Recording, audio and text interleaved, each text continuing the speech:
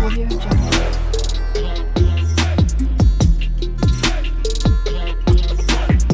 Audio Jungle.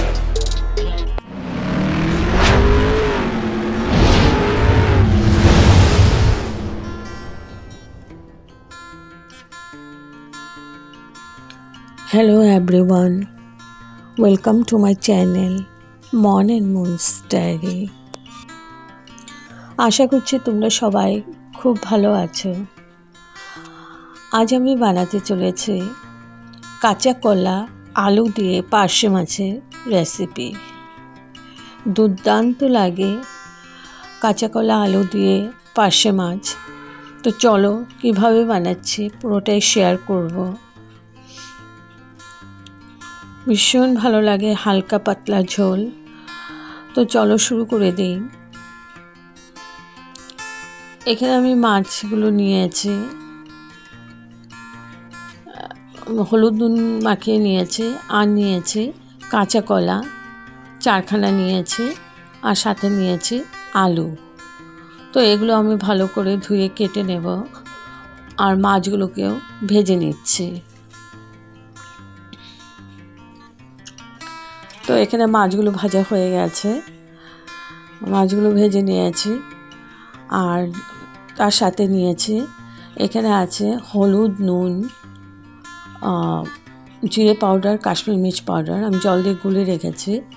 আর নিয়েছি কাঁচা কলা, ভালো করে আমি লম্বা লম্বা করে কেটেছি, আর হলুদ মাখিয়ে রেখেছি।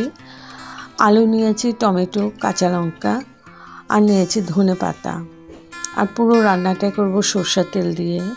তো এখানে আমি মাছ ভেজেছিলাম, ওই মাছ ভাজার তেল রয়ে গেছিলো, ওই তেলেই আমি ফোড়ন দিয়ে দিলাম সাদা জিরে আর 2খানা তেজপাতা। এবার কয়েক সেকেন্ড আমি ভেজে নেব।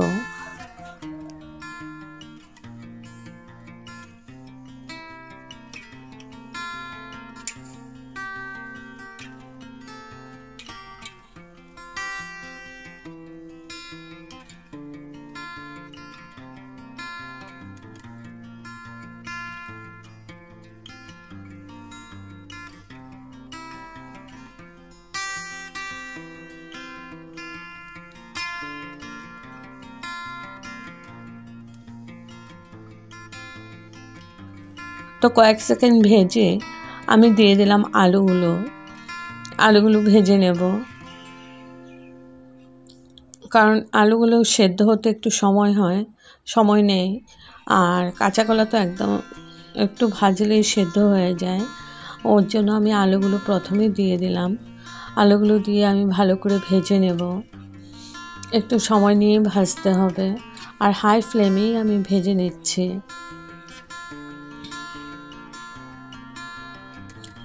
একটু পরপর নাড়াচাড়া করে দিচ্ছি।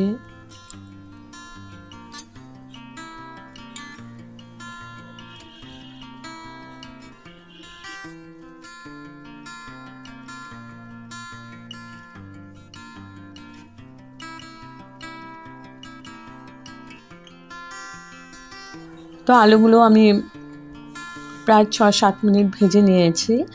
তারপর দিয়ে দিলাম টমেটো। আমি একটা বড় সাইজের টমেটো কেটে নিয়েছি। এবার আলুর সাথে ভালো করে টমেটোটাকেও আমি ভেজে নিচ্ছি, কারণ আলুর সাথে টমেটোটা দিলে আলুটাও ভালো করে সেদ্ধ হয়ে যায়। প্রায় 5 মিনিটের মতো টমেটোটার সাথে আলুটাকে আমি ভেজে নিয়েছি। তারপর দিয়ে দিলাম কাঁচা কলা টুকরোগুলো।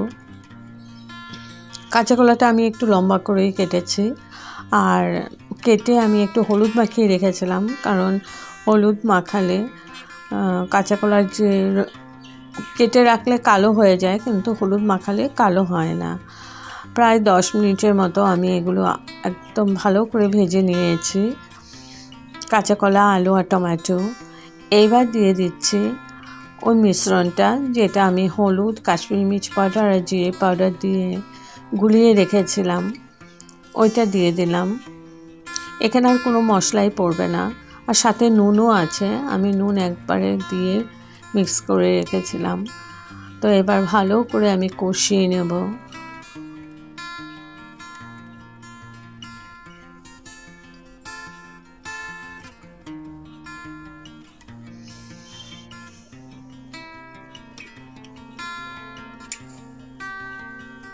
মশলার বাটিটা ধুয়ে একটু জল দিয়ে দিলাম। এবার খুব ভালোভাবে কষিয়ে নেব, আর মিডিয়াম টু লো ফ্লেমে আছে। প্রথমে আমি হাই ফ্লেমেই ভেজে নিয়েছিলাম।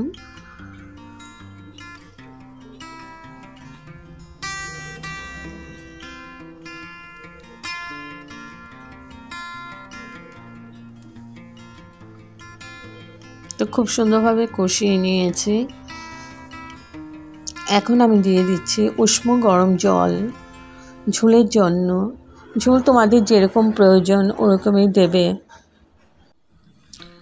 এখন জল দিয়ে ভালো করে মিশিয়ে নিচ্ছি পুরো মশলাটাকে।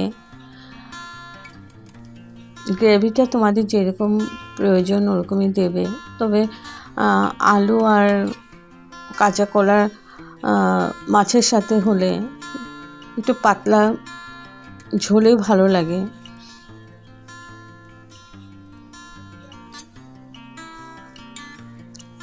আর নুনটা একটু চেক করে দেখবে, যদি নুন না হয় আর একটু নুন দিয়ে নেবে।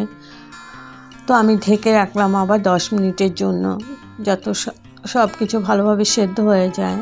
তো 10 মিনিট পর তুলে নিলাম। আমার গ্রেভিটা একদম ফুটে উঠেছে। এখন আমি ভেজে রাখা মাছগুলো দিয়ে দেব। তো আলুটাও সেদ্ধ হয়ে গেছে আর কলাটাও সেদ্ধ হয়ে গেছে আমার। এখন আমি ভেজে রাখা মাছগুলো দিয়ে দেব। কয়েকটা কাঁচা লঙ্কা দিয়ে দিলাম। ঝালটা তোমাদের পরিমাণ মতো দেবে।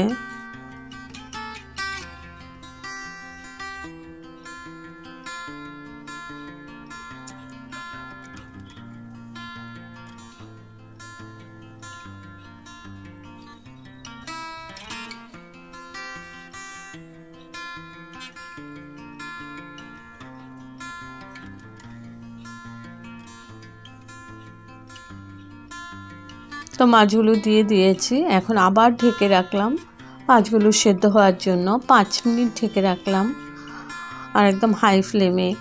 তো 5 মিনিট পর তুলে নিলাম।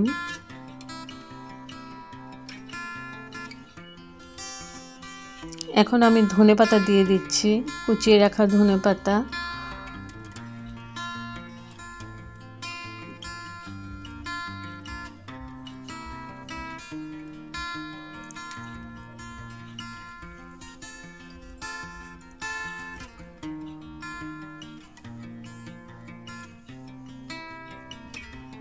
এবার আমি গ্যাস অফ করে স্ট্যান্ডিং টাইমের জন্য ঢেকে রাখলাম 5 মিনিট।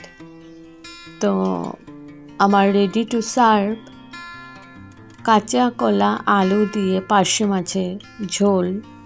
যদি আপনাদের এই রেসিপিটা ভালো লেগে থাকে তবে like, share, comment and subscribe করতে ভুলবেন না। সাবস্ক্রাইব করার পর পাশে থাকা বেল বাটন অল প্রেস করে দেবেন। ভালো থাকবেন, সুস্থ থাকবেন। আবার আসবো কোনো নতুন রেসিপি নিয়ে। Okay, thank you for watching. Bye by.